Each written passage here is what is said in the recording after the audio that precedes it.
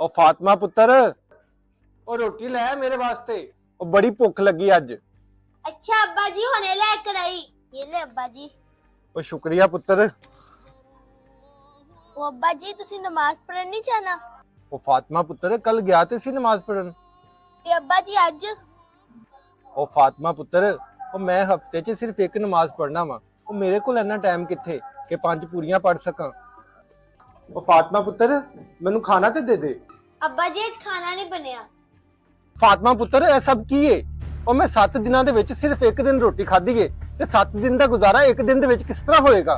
अब्बा जी मैं आपको यही तो समझाना चाह रही हूँ, जब एक दिन के खाने से आपका 7 दिन का गुजारा नहीं हो सकता तो फिर हफ्ते में एक दफा नमाज पढ़ने से कल आखिरत में कैसे गुजारा करेंगे? तो अब्बा जी मैं चाहती हूँ जन्नत में हम दोनों साथ हो। नमाज आँखों की ठंडक है। वीडियो अच्छी लगे तो शेयर लाजमी।